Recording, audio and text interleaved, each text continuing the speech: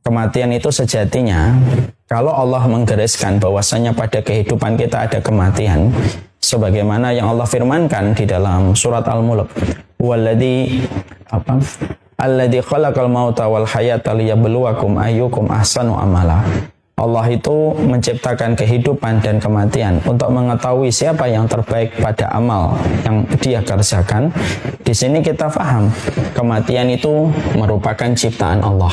Kematian itu merupakan makhluk yang sejatinya kelak pada waktu di akhirat, kematian ini ditiadakan oleh Allah dan tidak ada lagi kematian. Kematian itu hanya di dunia. Ketika kematian itu merupakan makhluk, karena Allah mengatakan di dalam ayat yang kedua pada surat Al-Mulk, alladzi khalaqal mauta, Allah yang menciptakan, berarti maut itu adalah makhluk. Ketika kematian itu adalah makhluk dan itu hadir hanya pada kehidupan kita di dunia, maka sesungguhnya kita punya kewajiban terhadap kematian, karena dia merupakan bagian dari makhluk yang Allah ciptakan bersamaan dalam kehidupan kita ketika kita masih memiliki ajal. Maka kewajiban kita kepada kematian itu adalah bagaimana kita mengetahui dan memahami tentang kematian, mempersiapkan ketika makhluk ini akan datang pada kehidupan kita, dan kita berdoa semoga kita diselamatkan dari buruknya kematian ketika makhluk bernama kematian itu menjumpai dan mendatangi kita. Inilah kewajiban kita terhadap kematian. Maka ketika kita paham, kita punya kewajiban terhadap kematian, salah satunya memahami, salah satunya mengetahui hakikat kematian, supaya kita tidak sampai memiliki ilmu yang salah terhadap kematian. Karena kesalahan di dalam memahami kematian itu bisa menimbulkan berbagai macam hal yang berantakan. Ada orang yang salah memahami kematian, akhirnya dia menganggap kematian itu selesai. Apapun yang dilakukan kalau sudah datang kematian. Ada yang salah memahami kematian, bahwasanya kematian itu dia benci karena menghentikan laju kenikmatan ketika di dunia. Ada pula yang salah ketika mereka memahami kematian. Kematian itu bisa memutuskan seluruh derita di dunia sampai dia mati bunuh diri. Ini merupakan buah-buah pahit serta tragis orang yang tidak memahami dan mengerti serta mengetahui ilmu kematian. Nah, inilah yang menjadikan kita, kenapa kita harus belajar tentang kitab At-Tadhkirah? Karena kematian itu harus diketahui dengan ilmu supaya menimbulkan kebaikan pada kehidupan kita. Karena kematian itu tali kendali kebaikan di dalam kehidupan manusia. Orang yang semakin mengingat mati, semakin hidup hatinya. Orang yang semakin lupa tentang mati, orang yang semakin lupa tentang mati, semakin mati hidupnya, semakin mati hatinya. Dan itulah yang kita khawatirkan bisa menimpa kepada siapapun. Setelah kita memahami latar belakang kenapa kita mempelajari kitab At-Tadhkirah, kita lanjutkan. Kita tentunya ada sebuah riwayat yang ingin saya sampaikan. Ya, riwayat ini. Ada satu riwayat yang saya sampaikan. Ada seorang ulama yang bernama Ibrahim bin Yazid Al-Abdi. Ya. Bahwasanya beliau ini diberikan laqab, beliau ini mendapatkan gelar itu Abu Ishaq. Abu Ishaq ini ditemuin oleh seorang ulama yang bernama Riyah Al-Qaisi. Nama Abu Qasim ditemui sama Abu Riyah Al-Qaisi. Abu Riyah Al-Qaisi ini mengatakan kepada Abu Qasim, wahai Abu Qasim, ayo jalan yuk bersamaku menemui penghuni akhirat dan kita mengikat janji di samping mereka. Masya Allah ya, di sini kita mendapati satu pelajaran yang sangat bagus sekali. Riyah Al-Qaisi mengajak sahabatnya Abu Ishaq untuk melakukan sebuah aktivitas. Aktivitasnya adalah mari kita menemui penghuni akhirat, lalu kita mengikat janji kita di samping mereka. Masya Allah ya. Berarti yang dinamakan sahib itu sahib, yang dinamakan teman itu selalu menarik. Kalau temannya baik, menarik perkara yang baik. Kalau teman kita buruk, ya pasti menarik kita kepada perkara yang buruk. Riyah Al-Qaisi mengatakan kepada Abu Ishaq, ayo kita jalan yuk, kita menemui penghuni akhirat dan kita mengikat janji. Ya, siapa mengikat janji di samping mereka. Lalu mereka berdua, orang yang soleh ini, mereka pergi. Mereka tidak pergi ke mal, mereka tidak pergi ke pasar, mereka tidak pergi ke tempat perdagangan, tapi mereka pergi ke pemakaman. Mereka masuk ke area kuburan. Lalu mereka duduk di samping salah satu kuburan di antara tanah pekuburan yang ada pada tempat itu. Maka pada saat itulah Riyah Al-Qaisi lalu berkata kepada sahabat yang beliau cintai, yaitu adalah Abu Ishaq. Abu Ishaq, kira-kira apa yang diucapkan oleh penghuni kubur ini? Apa kira-kira yang diucapkan oleh penghuni kubur ini? Lalu Abu Ishaq mengatakan kepada Riyah Al-Qaisi, mungkin mereka pasti berharap supaya mereka dihidupkan kembali untuk melakukan ketaatan kepada Allah dan memperbaiki amal. Mereka ingin memperbaiki sholat, mereka ingin memperbaiki puasa, mereka ingin memperbaiki sedekah, mereka ingin memperbaiki ketaatan. Dan mereka ingin supaya hidup mereka jauh lebih taat daripada kondisi mereka sebelumnya. Maka akhirnya Riyah Al-Qaisi itu berkata, sekarang kita berada pada satu waktu dan satu ruang di mana ini menjadi impian orang yang ada di bawah kaki kita hari ini. Mereka berandai-andai dan harapan mereka untuk hidup kembali, memperbaiki amal, memperbaiki ketaatan itu tidak akan pernah terrealisir karena mereka tidak akan pernah hidup kembali selama-lamanya. Tapi kita masih berada pada ruang dan waktu untuk bisa melakukan ketaatan dan memperbaiki amal dari impian dan harapan penghuni kubur yang ada di bawah kaki kita. Masya Allah. Maka akhirnya Riyah Al-Qaisi berkata, ayo kita perbaiki ketaatan kita perbaiki ibadah kita, dan menjadi orang yang lebih taat kepada Allah Subhanahu wa Ta'ala. Masya Allah. Abu Ishaq kaget mendapatkan penjelasan dari Riyah Al-Qaisi. Lalu akhirnya mereka berdua meninggalkan kuburan dengan hati yang sungguh bertambah, ketakutan mereka kepada Allah dan keinginan mereka yang besar untuk melakukan ketaatan. Riyah Al-Qaisi pada waktu itu, setelah itu beliau betul-betul memperbaiki ketaatannya, memperbanyak istighfarnya, memperbanyak taubatnya kepada Allah. Dan tidak lama setelah itu, tidak sampai 1 tahun, Riyah Al-Qaisi meninggal dunia. Kita mendapati percakapan yang baru kita sampaikan di satu kitab, percakapan antara dua manusia utama ketika mereka adalah orang yang soleh lagi berilmu, antara Abu Ishaq dengan Riyah Al-Qaisi, itu merupakan sebuah percakapan yang sudah berlalu ratusan tahun. Tapi percakapan ini masih relevan pada kehidupan kita. Ada satu perkataan dari ada satu percakapan dari Abu Ishaq ketika menjawab pertanyaan dari Riyah Al-Qaisi. Kita ini masih berada pada ruang dan waktu yang dimimpikan oleh setiap orang yang hari ini mereka sudah terkubur di bawah kaki kita. Kalau kita lihat kaki kita hari ini menapak, ada miliaran manusia yang mereka sudah terbujur kaku di bawah kaki kita. Dan mereka semuanya bermimpi. Mereka semuanya berharap. Mereka semuanya berandai-andai. Di mana apa yang mereka mimpikan kita dapatkan karena kita masih mendapatkan ruang dan waktu untuk beramal dan beribadah. Nah, inilah yang menjadikan kita akhirnya bagaimana kita pada kesempatan hari ini akan melanjutkan tema yang menjadi pembahasan kita yang belum selesai pada pertemuan kita sebelumnya. Membahas tentang apa sih yang menjadi penyesalan-penyesalan yang terjadi kepada mayit ketika mereka nanti berjumpa dengan hari kiamat. Karena kita tahu salah satu nama hari kiamat itu disebut dengan Yaumul Hasrah. Jadi hari kiamat itu adalah disebut Yaumut Talaqi, Yaumul Hasrah, Al-Qiyamah, As-Sa'ah, dan berbagai macam nama yang dimiliki oleh hari kiamat. Dan salah satu di antara ragamnya nama hari kiamat itu disebut oleh Allah dengan kata Yaumul Hasrah atau Yaumun Nadamah. Dan kita harus paham apa penyesalan-penyesalan yang begitu akan sangat terlihat pada waktu di pengadilan Allah nanti ketika hari kiamat, di mana penyesalan itu harus kita pahami ilmunya supaya kita tidak terjebak menjadi korban berikutnya ketika kita menyesal pada kehidupan ketika akhirnya sudah dipertemukan dengan alam akhirat ataupun alam barzakh. Nah, inilah yang menjadi pembahasan kita. Pada pertemuan kita sebelumnya, kita telah membahas setidaknya ada 4 penyesalan manusia. Ada 4 penyesalan manusia. Ketika manusia nanti ditegakkan hari kiamat, mizan ditegakkan, sirat dibentangkan, dan setiap malaikat malik dan setiap malaikat yang bertugas pada waktu pengadilan Allah semuanya sudah bertugas di tempat mereka masing-masing. Dan sesungguhnya mereka tidak pernah mengkhianati setiap pekerjaan yang Allah amanahkan untuk mereka. Maka sesungguhnya penyesalan yang sudah kita kaji pada waktu pertemuan kita sebelumnya, yang pertama adalah penyesalan manusia ketika mereka salah memilih teman dan sahabat.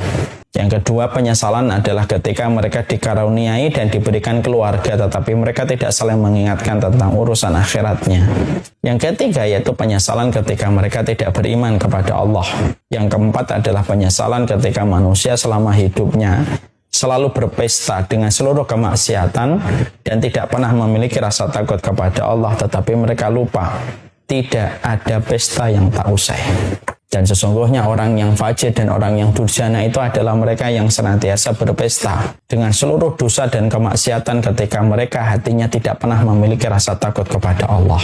Makanya maaf ya, kadang-kadang kita dapetin ngeri ya kalau ada orang itu kalau sudah mempermainkan Allah sampai mereka meremehkan neraka.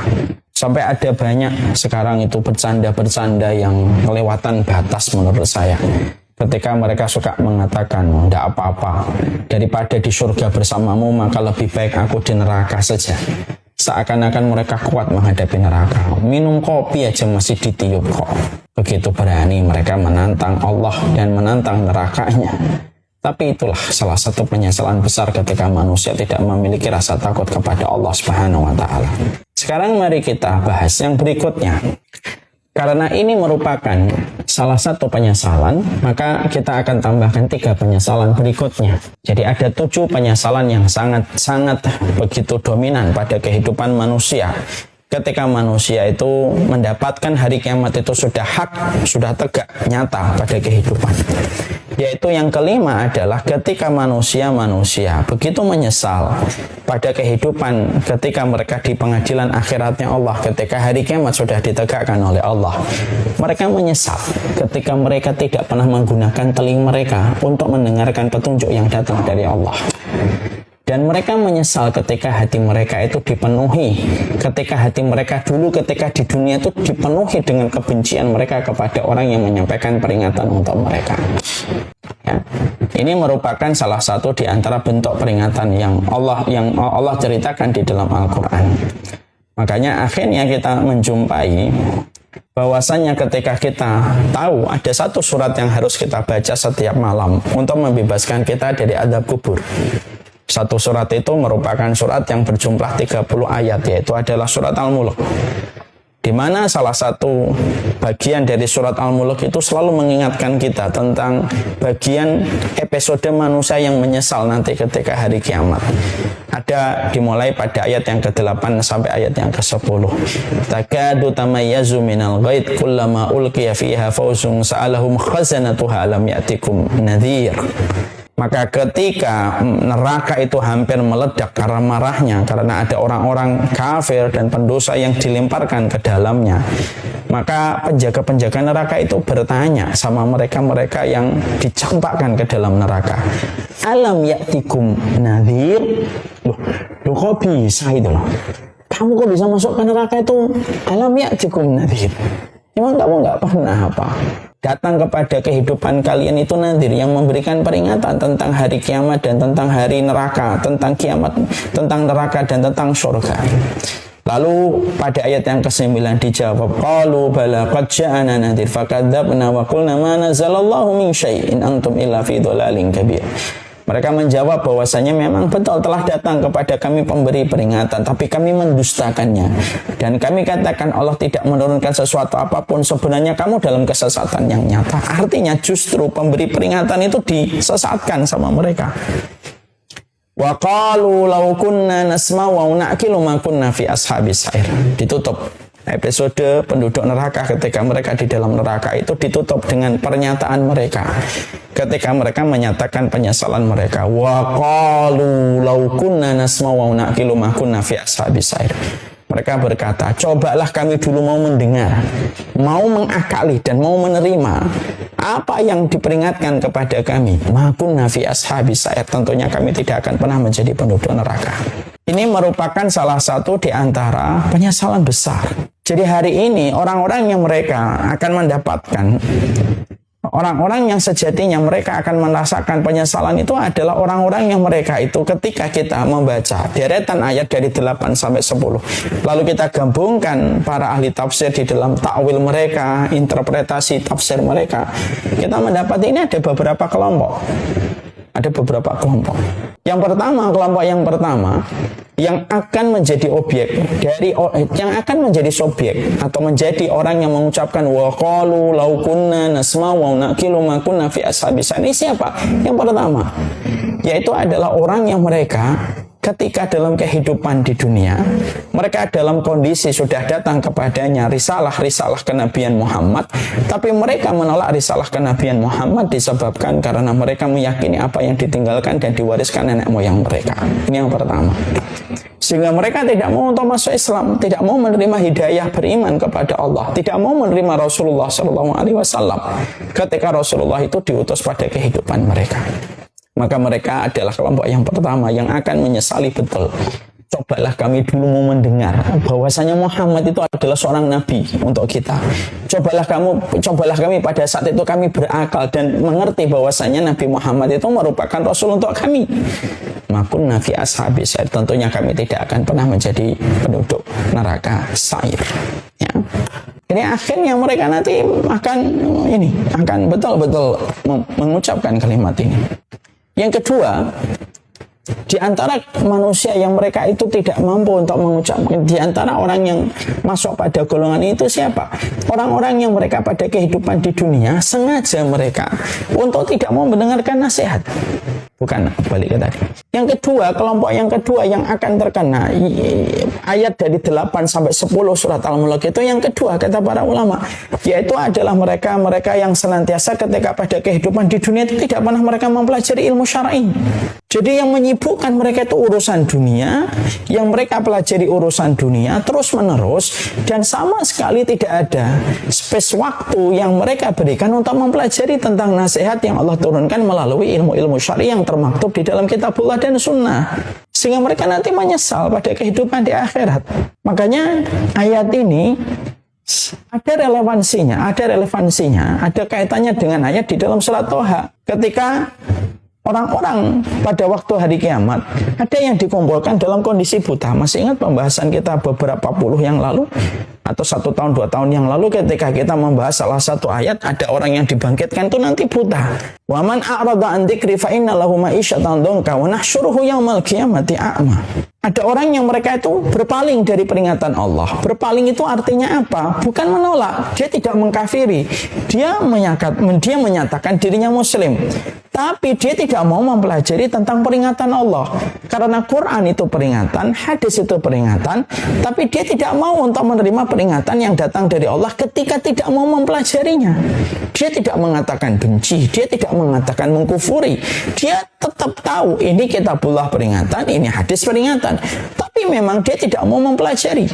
Maka Allah menyampaikan dalam surat Toha, wa man a'rada an dzikri fa inna lahu ma'isyatan dhanka wa nahsyuruhu yaumal qiyamati a'ma. Kami akan kumpulkan mereka dalam kondisi buta. Qala atatka ayatuna lima hasyartani a'ma mereka sampai mengatakan, kenapa engkau kenapa engkau kumpulkan kami dalam kondisi buta, padahal kami dulunya ketika di dunia mampu melihat. Lalu dijawab oleh Allah, atatka ayatuna fanasitaha wa kadzalikal yauma tunsa. Karena sesungguhnya turun kepadamu ayat-ayat kami, kamu berpaling, kamu tidak mau mempelajarinya, kamu melupakannya dan melalaikannya, sebagaimana telah datang kepada kalian peringatan yang ada di dalam kitabullah dan sunnah. Lalu kalian tidak mau memperingatinya, tidak mau mempelajarinya, maka sebagaimana kalian melupakan peringatan-peringatan itu, sebagaimana hari ini kalian dilupakan di dalam kebaikan. Jadi ini yang kedua, Pak. Jadi orang-orang yang mereka pada kehidupan yaumun nadamah atau yaumul hasrah, yaitu adalah orang-orang yang menyesal pada waktu kehidupan di akhirat itu tidak pernah sama sekali memberikan perhatian dan tidak pernah memberikan sama sekali konsentrasi pada part hidupnya untuk mempelajari ilmu syar'i. Jadi maaf sekali kalau boleh dikatakan dalam bentuk real, bukan kita merasa lebih baik, tapi kita ngambil apa yang dijelaskan para ulama. Kalau ada orang dari Senin sampai Jumat dia kerja, Sabtu, Ahad dia pakai untuk hobi. Lalu datang Senin kembali sampai Jumat. Lalu dia kerja lagi. Lalu Sabtu dan Ahad, bagaimana dia ngurus hobinya kembali. Ataupun dia mungkin rekreasi sama keluarganya. Dan tidak ada sama sekali waktu baginya untuk mempelajari peringatan yang datang dari Allah. YouTube-nya tidak ada sama sekali YouTube kajian. Dipenuhi dengan berbagai macam tontonan-tontonan yang sering hanya memberikan sensasi hiburan kepadanya setiap harinya, setiap waktunya, dan hanya dia mengetahui Islam itu hanya sebatas sholat, hanya sebatas puasa, dan tidak lebih daripada itu. Lalu tidak ada hajat baginya untuk mempelajari apapun yang datang dari kitabullah dan sunnah, maka dia termasuk yang akan mengatakan di dalam ayat yang ke-10 pada surat Al-Mulk, wa qalu law kunna nasma'u wa na'qilu. Cobalah kami mendengar dan kami itu belajar, berpikir. Tentunya kami tidak akan pernah menjadi penduduk dari neraka sa'ir. Ya, maaf ya. Jadi sini kita akhirnya paham ya. Apabila ada manusia muslim, dia mengaku dirinya, mungkin dia masih sholat, mungkin dia masih puasa, tapi sama sekali tidak pernah tergerak sama sekali untuk belajar. Tapi seluruh dominasi waktunya, mayoritas waktunya, semuanya hanya urusan dunia saja. Ini termasuk salah satu hal yang paling disesali manusia ketika nanti di akhirat. Kenapa? Karena ilmu itu melapangkan jalan ke surga. Tidak ada ilmu, paling susah menuju surga. Kan begitu. Kalau kita memahami hadis riwayat Muslim dari Rasulullah. Kan hadisnya, man salaka tariqan yaltamisu fihi ilman sahalallahu tariqan bihi ilal jannah. Siapapun yang melapangkan jalannya untuk mencari ilmu, ilmu itu perkataan Allah dan Rasulnya. Siapapun yang melapangkan jalannya untuk mencari ilmu ketika di dunia, Allah pasti melapangkan jalannya ke surga. Berarti ilmu itu merupakan identik dengan surga, sebagaimana ikan identik dengan air. Maka mafhumul mukhalafahnya, pemahaman terbaliknya itu adalah, kalau ada manusia pada kehidupannya sama sekali mereka tidak pernah mau memberikan paruh waktunya untuk belajar ilmu syar'i, maka sesungguhnya betapa sempitnya gang yang dia lewati dan betapa terjalnya perjalanannya untuk menuju kepada surga. Kenapa? Karena tidak ada investasi ilmu ketika di dunia. Karena investasi jalan aspal yang mulus dan tol di surga itu tergantung dengan investasi ilmu yang dia lapangkan ketika dia belajar. Ya. Jadi ini merupakan sesuatu yang sifatnya harus betul-betul menjadi perenungan untuk kita, Pak. Jadi kalau ada di antara kita ada yang menjadi abi dan umi, menjadi papa dan mama, tidak apa-apa kalau memang anak kita tidak belajar di pondok, karena memang tidak semuanya harus belajar di pondok. Tidak apa-apa kalau anak kita menjadi dokter, tidak apa-apa kalau anak kita menjadi aparatur negara, tidak apa-apa. Tapi tetap dia harus belajar ilmu syar'i. Walaupun mungkin tidak formal, dia harus betul-betul menambah bekalnya pada kehidupan ilmu agama. Kenapa? Bukan ilmu yang membutuhkan kita, kita yang butuh ilmu untuk melapangkan jalan kita ke surga. Ketiadaan kita belajar dan duduk di taman-taman ilmu dan taklim, dan tidak pernah duduknya kita di tempat kajian itu, membuat perjalanan manusia ketika di akhirat itu penuh dengan rintangan, melewati jalan gang yang sempit ketika mereka tidak pernah mempelajari ilmu syar'i yang Allah turunkan menjadi peringatan pada kehidupan manusia. Coba kita bayangkan, itu yang menjadi masalah hari ini. Lalu apa yang sering kita temukan? Yang sering kita temukan ini merupakan bagian doa. Bukan kita membenci, tapi kita tentunya ini bagian dari doa, membicarakan ini supaya kita juga waspada, kita tidak masuk kepada kelompok ini. Yang sering kita temukan adalah orang selama hidupnya, sepanjang hari-harinya selalu diisi dengan duniawi terus. Senin sampai Jumat sudah pergi sebelum subuh, pulang di atas jam 9. Ketika Sabtu Ahad diisi dengan hanya hiburan kemana-mana. Sama sekali malamnya tidak pernah membuka tafsir, tidak pernah membuka hadis, tidak pernah sama sekali mempelajari fikih yang harus dia pahami tentang peringatan dari Allah. Bagaimana dia harus mengerti tentang sholat, mengerti tentang mendidik anak. Tidak pernah sama sekali. Hati-hati. Orang semacam ini yang nanti akan dibangkitkan buta, dan orang yang semacam inilah yang akan berkata di hadapan para malaikat penjaga neraka. Wa qalu law kunna nasma'u wa naqilu ma kunna fi ashabis sa'ir. Ini juga teguran untuk saya. Belajar itu penting. Karena surga identik dengan ilmu sebagaimana ikan identik dengan air. Coba deh, mari kita bangunkan anak kita dari aktivitas mereka ketika terus hanya dunia saja. Kadang-kadang sedih kita mendapatkan hari ini. Banyak orang yang rela untuk belajar ilmu dunia. Mereka bayar dengan harga yang mahal pun mereka sanggupin. Dibayar 5 juta, dibayar 3 juta. Mereka sanggupin, semuanya mereka sanggupin. Tapi sekalinya belajar ilmu syar'i, kadang-kadang gratis dan banyak sekali ilmu syar'i yang diberikan secara free, tapi tidak pernah sama sekali untuk hadir. Kita juga sedih. Banyak kajian-kajian di kantor itu terkadang hanya seremonial gitu bagi sebagian karyawannya. Sudahlah daripada nggak ada pengajian, malu rasanya kalau ditanya sama orang kantor lain, kantor kamu kajian nggak gitu, terus kita malu, udahlah kita adakan kajian. Banyak orang yang sekarang menganggap bahwasanya ilmu akhirat itu hanya seremonial. Tapi itulah kenyataannya. Hidup pada zaman ketika materialisme sedang begitu besar layaknya raksasa, maka akhirat dan apapun yang berkaitan dengan akhirat itu menjadi sangat remeh dan dilecehkan. Dan sekali lagi, untuk bermaksiat kepada Allah, tidak perlu kadang kita harus berzina. Untuk bermaksiat kepada Allah, terkadang tidak perlu kita harus minum khamr. Tapi cukup bermaksiat kepada Allah ketika kamu sama sekali tidak peduli tentang ilmu syar'i. Kamu tidak pernah peduli tentang apa yang kamu pahami tentang Quran, tentang kitab yang kamu pelajari. Dan kamu sama sekali tidak pernah merasa berhasrat untuk datang ke tempat kajian. Itu sudah cukup. Itu sudah cukup. Itu sudah lebih dari cukup. Kita menjadi orang yang berdosa dan akan menyesal betul pada kehidupan di akhirat. Ilmu itu melapangkan jalan ke surga. Orang yang tidak pernah mempelajari ilmu, sempit gamnya untuk menuju kepada surga. Ya kalau kita hanya berjalan sempit, kalau kita mendaki gunung, jalan kita sempit, kiri kita itu adalah jurang. Nah, kalau di neraka, dan itu merupakan salah satu di antara hal yang harus selalu kita sadar. Makanya saya itu selalu mengatakan ya kepada anak-anak kami ketika anak-anak kami sekolah di sekolah-sekolah yang sekolah-sekolah Islam, bukan Islam ya, tapi sekolah-sekolah Islam ada di Kutab, ada di Kutab, ada di rumah Quran gitu. Selalu saya sampaikan kepada mereka, kalau kamu belajar dunia, tidak apa-apa kamu absen dan kamu goib gitu. Karena sesungguhnya ya dunia ya silakan dipelajari gitu, sesuai kemampuan. Tapi kalian ini belajar ilmu syar'i dan kalian harus betul-betul bersungguh-sungguh. Nah inilah yang menjadikan kita harus selalu paham. Kadang-kadang sedih ya Pak, saya ingin untuk sharing di sini.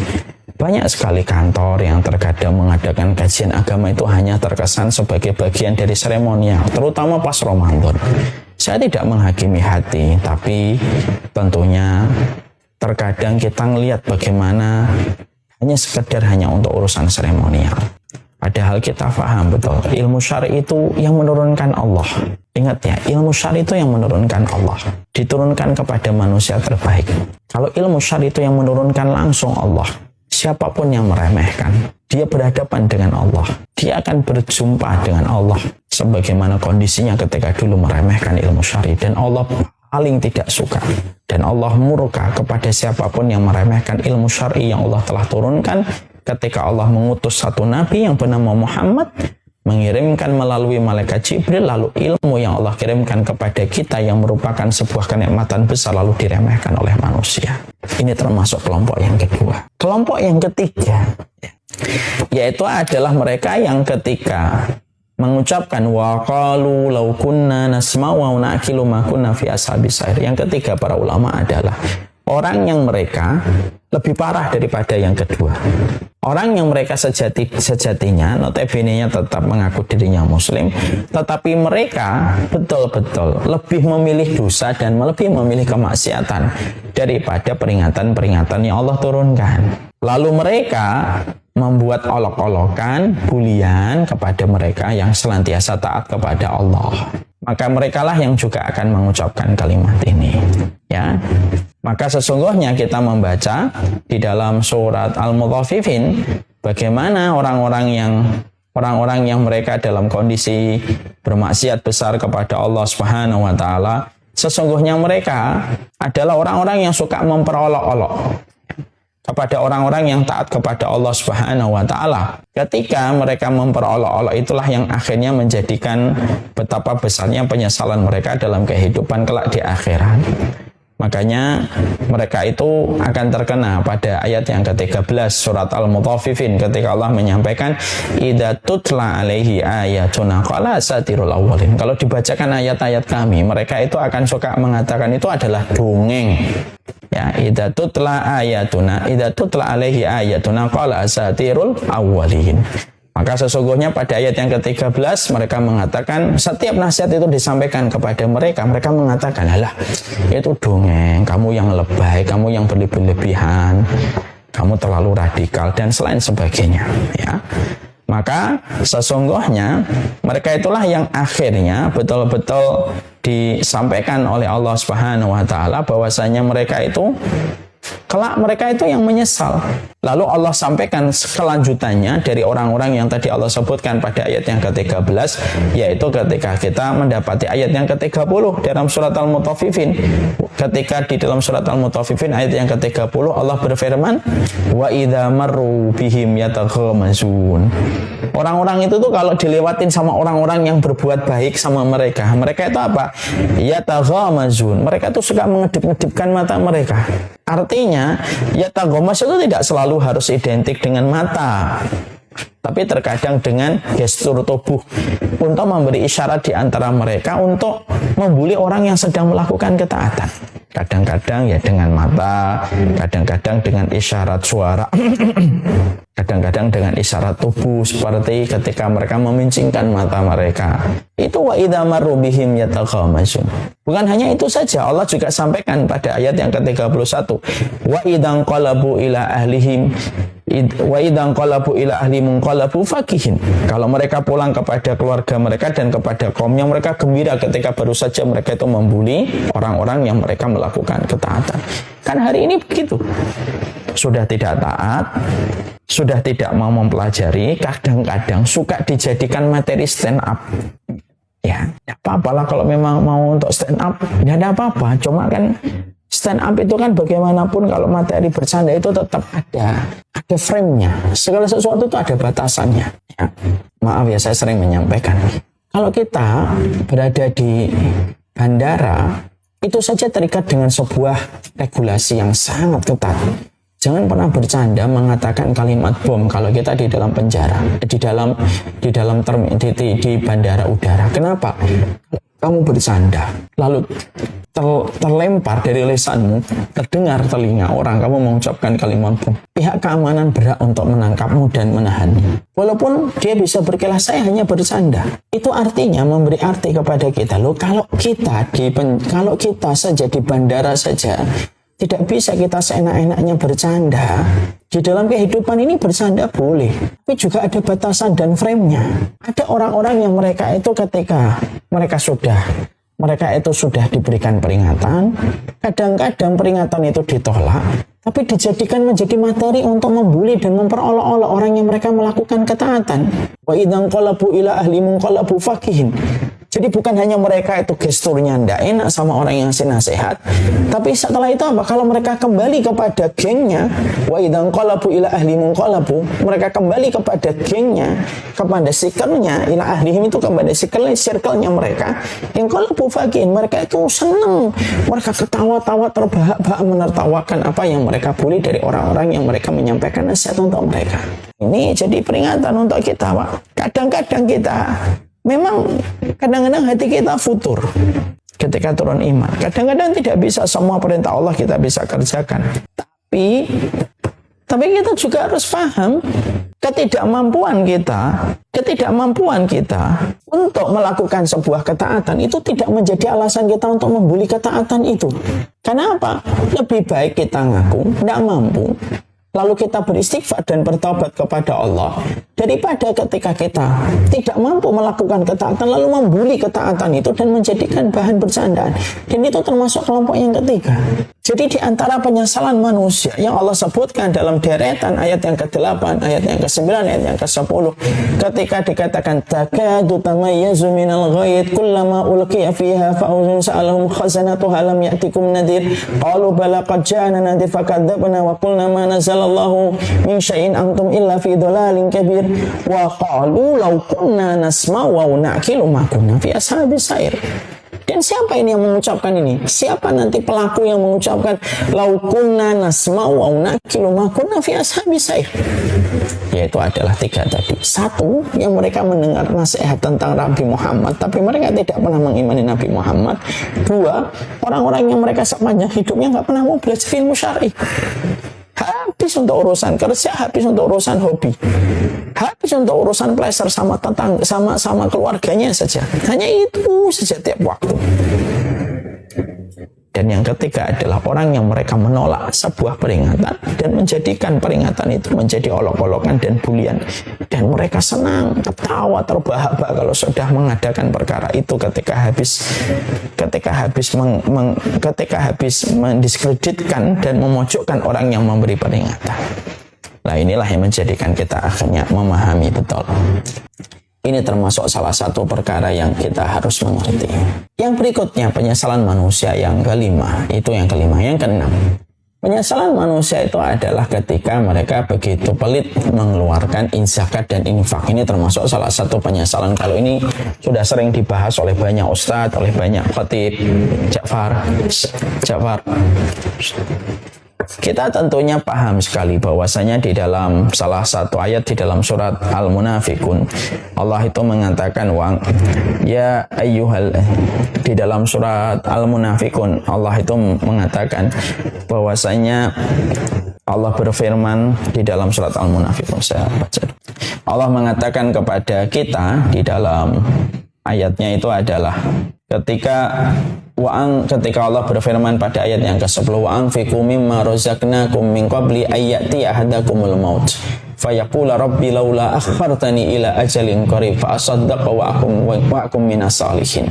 Pada ayat yang ke-10 nanti kita mendapati betul bahwasanya Allah memberikan kepada kita perintah wa anfiqu mimma razaqnakum min qabli ayyati ahadakumul maut.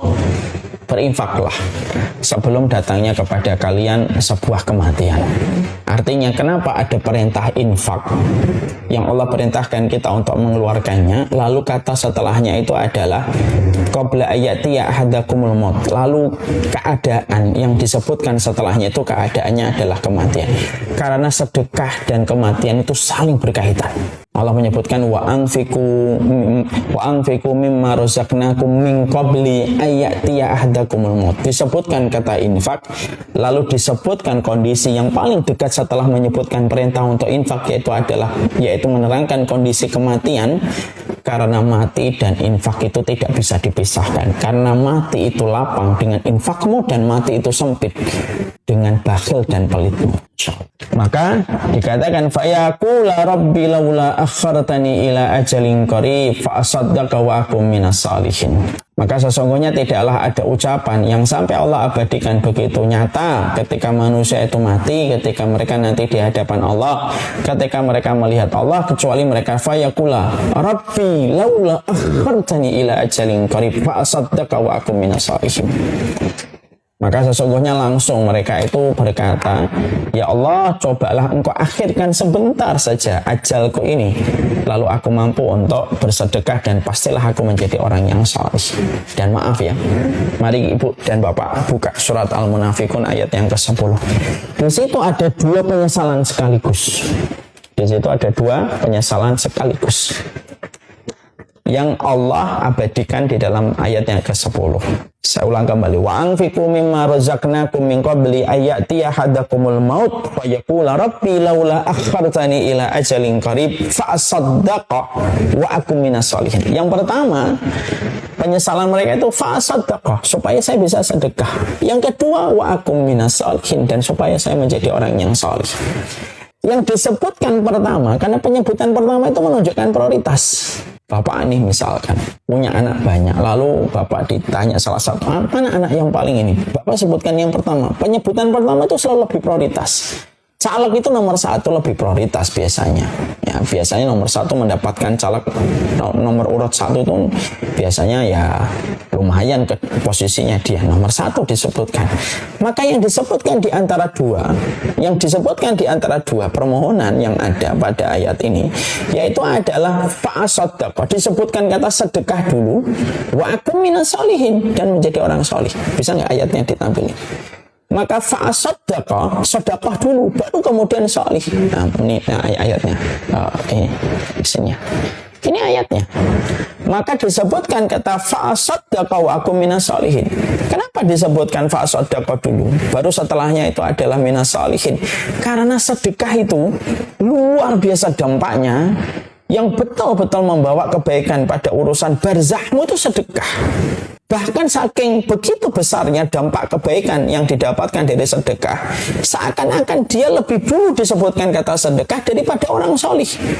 Padahal maaf ya, sebenarnya orang solih itu sifatnya sedekah juga. Gitu. Kenapa nggak disebutkan satu? Misalkan di dalam ayatnya, kita bedah ayatnya. Kenapa nggak disebutkan di ayat ini? Rabbi laula akhartani ila ajalin qarib wa akum minas sholihin.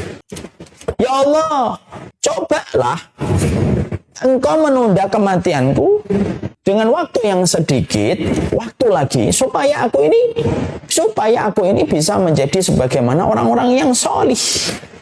Kenapa? Kriteria orang solih itu salah satunya sedekah. Tapi yang menarik adalah di dalam ayat ini kata para ulama, Allah tidak menyebutkan dengan wa akum minas sholihin, tapi Allah menyebutkan fa'asaddaqa dulu. Sedekah seakan-akan apa? Allah keluarkan dulu dari kriteria kesolihan. Allah keluarkan kata sedekah dulu, baru setelah itu kata solihan, untuk menunjukkan apa? Betapa besarnya dampak sedekahmu pada urusan ketika berdiri di pengadilan Allah. Maka inilah yang menjadikan kita akhirnya paham, ya. Ini yang menjadikan kita memahami, ya. Berarti sedekah itu besar, kedudukannya besar banget. Gede banget ini kata sedekah ini. Sampai Allah sebutkan ini, padahal sedekah bagian dari sifat kesolihan.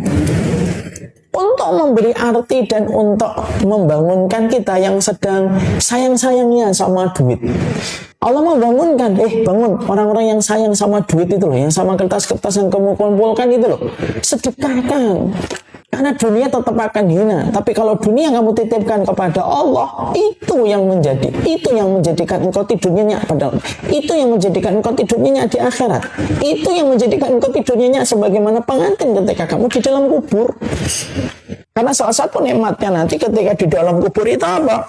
Salah satu nikmat besar ketika manusia itu di dalam kuburnya, mereka tidur kayak pengantin baru. Itu kan kata dalam hadis riwayat Bara bin Azib kan gitu, tidurnya kayak pengantin baru. Maaf, bukan Bara bin Azib, satu ulama lain. Ya, sedekah itu membuat kita tidur nyenyak. Tidak, sedekah itu membuat kita tidak bisa merasakan ketenangan dalam kehidupan di alam barzakh dan di pengadilan Allah. Maka akhirnya itulah yang menjadikan akhirnya paham. Di antara penyesalan manusia ketika manusia itu di dalam kuburnya adalah bagaimana manusia itu ketika mereka itu di dalam kuburnya adalah mereka itu adalah menyesal ketika tidak mampu bersedekah. Sedekahlah. Kalau kadang-kadang kita dibayangi, Ustadz nanti anak saya gimana? Gini Bapak dan Ibu, saya sampaikan nasihat untuk saya dan Ibu. Anak kita tetap akan mendapatkan takdir rezekinya sendiri. Bukan berarti kita tidak meninggalkan warisan untuk anak kita. Ya tetap harus meninggalkan warisan gitu, supaya anak kita tidak menjadi pengemis dan peminta-minta. Tapi ingat betul, bagaimanapun anak kita punya takdir sendiri dalam rezeki. Jangan pernah kita menganggap bahwa warisan yang kita tinggalkan untuk mereka itu lebih mencukupi mereka daripada apa yang dijanjikan Allah. Kenapa? Karena biasanya orang tua yang biasanya susah sedekah itu apa?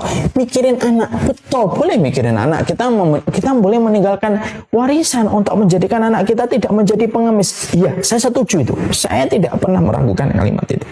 Dan kata para ulama salaf gitu, tinggalkanlah warisan yang cukup untuk anakmu supaya anakmu tidak menjadi peminta-minta dan menjadi beban bagi orang lain. Oke, kita sepakat itu. Tapi bukan berarti semuanya harus kita tinggalkan untuk anak. Kenapa?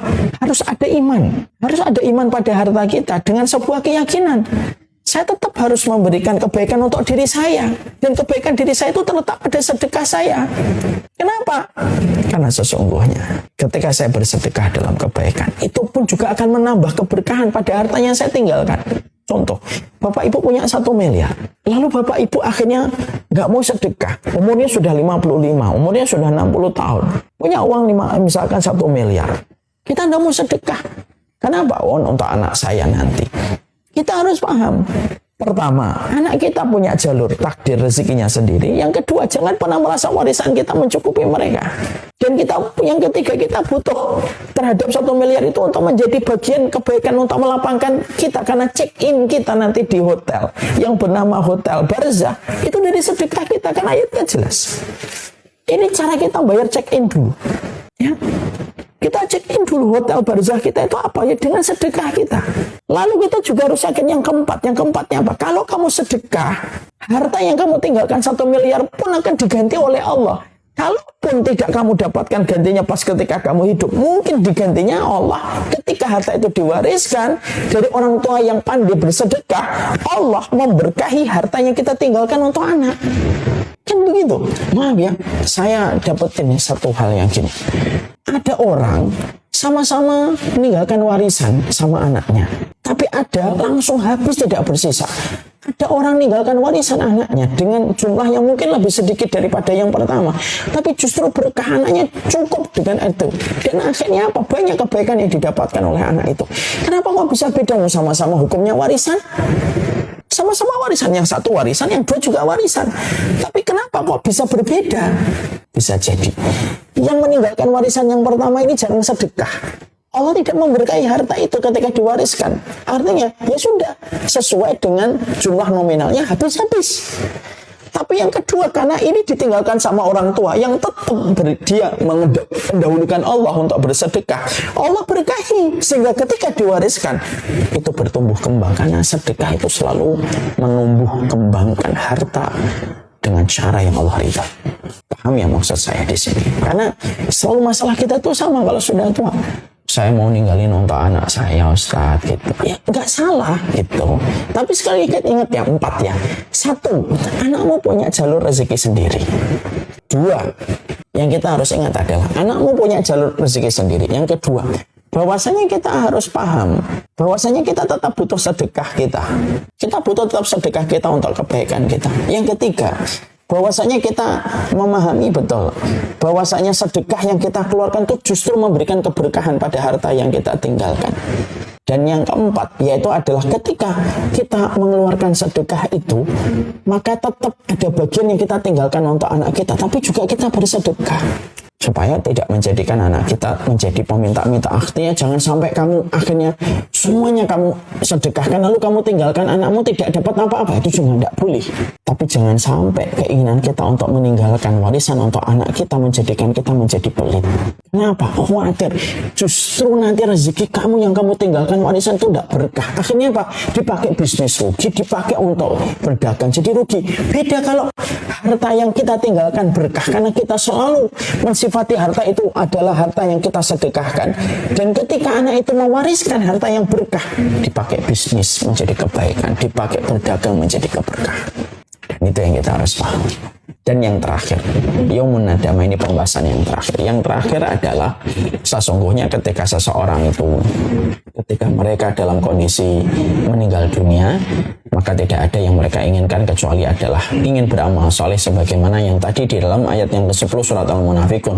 Tapi terutama adalah masalah sholat, terutama untuk menunjukkan betapa besarnya kedudukan dan posisi sholat dalam kehidupan manusia. Nah, semoga Allah memberikan kepada kita keberkahan. Jadi ada 8 penyesalan dan marilah kita memahami betul ya dari apa yang kita jelaskan ini, bahwasanya kita mulai dengan sebuah opening statement tadi adalah mari kita belajar dari Abu Ishaq dan Riyah Al-Qaishi, bahwasanya Abu Ishaq itu berkata, kita berada pada ruang dan waktu yang dimimpikan oleh orang yang meninggal dunia. Tentunya kita masih memiliki ruang dan waktu yang sangat mahal ini. Dan marilah kita memperbaiki amalan kita dan ketaatan kita. Ada banyak sekali penyesalan-penyesalan manusia yang ada dalam kehidupan. Setidaknya ada 7 yang kita bahas, dan kita tidak membahas semuanya ya. Tapi kita bahas hal-hal yang paling real dan sering terjadi dalam kehidupan kita. Tadi yang pertama adalah,